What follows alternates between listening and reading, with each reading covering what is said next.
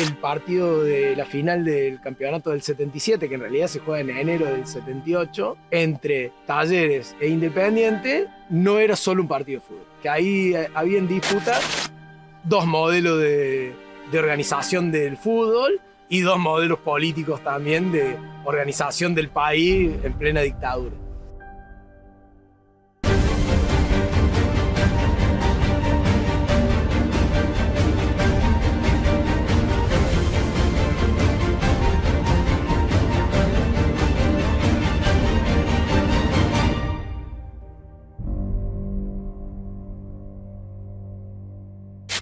Hay que decir que el año 78 es un año con muchas cosas, muy complejo. Y también es el año en donde se va a desarrollar el Mundial, ¿sí?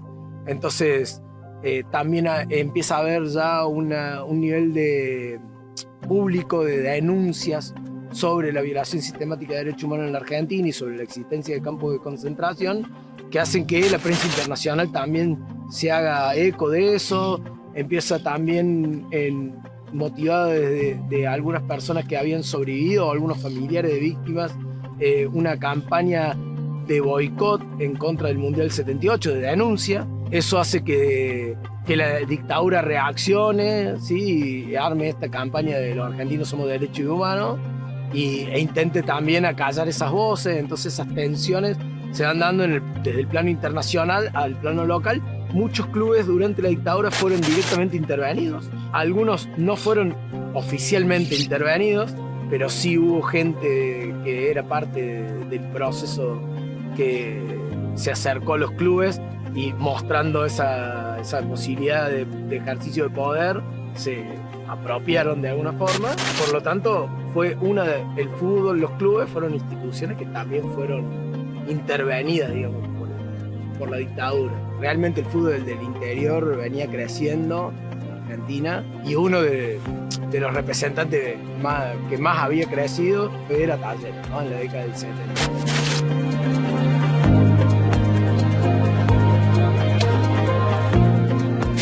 Pero a partir del golpe de 1976, Talleres queda preso de una circunstancia casual. Bueno, la llegada de los militares al poder. Quizás en eso un vínculo muy llamativo sí fue el que tuvo Luciano Benjamín Menéndez con el Club Atlético Talleres.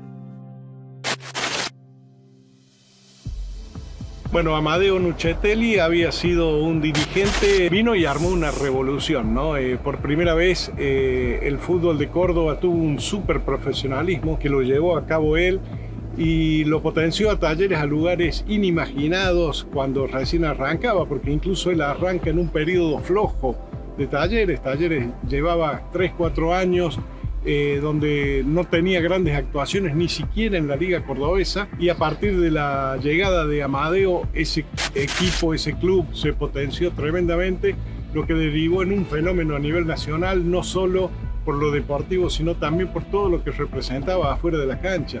Podríamos pensar, esta tensión entonces, Nuccitelli está dando una lucha con otros clubes del interior para esta federalización del fútbol o para que haya una mayor apertura del fútbol centralizado en Buenos Aires y en Rosario básicamente, y está Menéndez aprovechando también o también teniendo su interés en esa lucha. Y Nuccitelli todavía sigue siendo, o todavía hay una mirada bastante controversial en relación a este vínculo entre Nuccitelli y Menéndez, que no ha sido aclarado del todo en muchos momentos.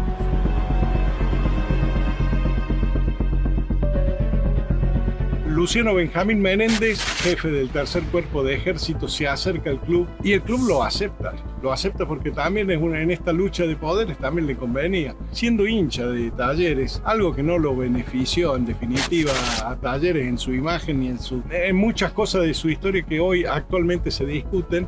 Estamos hablando de una persona que ejerció y tuvo mucho poder, y Menéndez me parece que está usando eso como una plataforma política.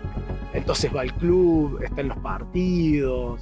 Elijo creerle a los compañeros y compañeras de Talleres que han investigado el tema y que están preocupados en investigarlo, que ellos sostienen que Menéndez no era hincha de Talleres. Parece que sí, que realmente él no era hincha, sino que intentó hacer un uso político del club Hay muchas imágenes que refieren a el vínculo entre Menéndez y el presidente de Talleres en ese momento, Amadeo Nuchitelli. Hay fotos de ese día, los dos juntos viendo el partido y cosas así.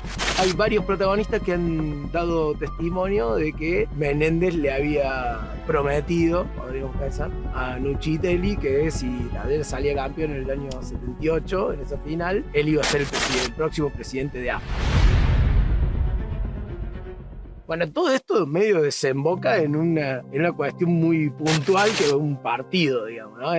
Es muy fuerte también pensar que muchas veces todas estas disputas se terminan dando realmente dentro de la cancha. Bueno, esa final de 1978 que correspondía al Nacional de 1977 fue para Córdoba, fue todo un evento impresionante, bueno, en realidad para todo el interior del país, porque por primera vez un equipo provinciano podía discutirle la hegemonía al fútbol porteño, ¿no? Y se llegó a una final con un equipo fantástico de Talleres, donde todos los hinchas, no solo de Talleres, se embanderaron atrás de esta causa, sino incluso de otras provincias que vinieron a alentar a Talleres. Talleres llega a esa final con un equipo fantástico, para mí el mejor equipo del país en ese momento. Talleres empata 1-1 de visitante con la condición de que el gol de visitante valía doble,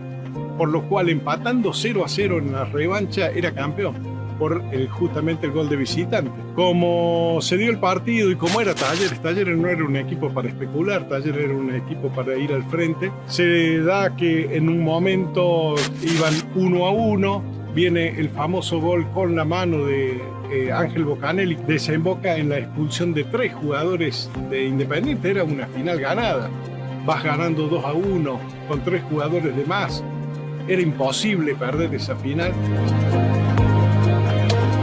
La versión más conocida es que dicen que después de ese gol y la expulsión de 3 jugadores, de La Rosa, de Galván y de Trocero, se van al vestuario los jugadores de Talleres, y la versión más conocida dice que José Omar Pastoriza, que era el técnico de Independiente, le dice: vayan y jueguen y pierdan como hombres. Hay otras versiones, no es la única. Y la que dice Humberto Bravo sostiene que el que los hace volver no fue José Omar Pastoriza, sino Luciano Benjamín Menéndez, que estaba en la tribuna en ese momento, en el palco de honor de Talleres. Se llega al vestuario y habla con los dirigentes de Independiente y los amenaza directamente con ir a ponerlos presos porque estaba ensuciando la imagen de Argentina, que en 5 meses comenzaba el Campeonato del Mundo. Entonces los amenaza a los jugadores de Independiente y por eso dice que finalmente se produce el regreso de los jugadores. Independiente con 8 jugadores logra empatar el partido con, dicen, una gran jugada, un gran gol de Bocchini. Lo que estaba preparado por una fiesta terminó con una de las grandes frustraciones y a su vez una de las grandes hazañas deportivas, en este caso en favor de Independiente, con el título que viajó hacia Avellaneda. Al final, después de ese 2-2 y como los goles de visitantes se computaban doble, termina siendo Independiente el campeón. Eso generó un silencio increíble en el estadio, pero después de eso, los hinchas, después del shock de haber perdido el campeonato, cuando los jugadores de Independiente dan la vuelta olímpica, y esto es un hecho que resaltaron mucho los medios de época, los hinchas de Talleres aplaudieron a Independiente porque realmente fue una hazaña, una de las hazañas más grandes de la historia del fútbol argentino.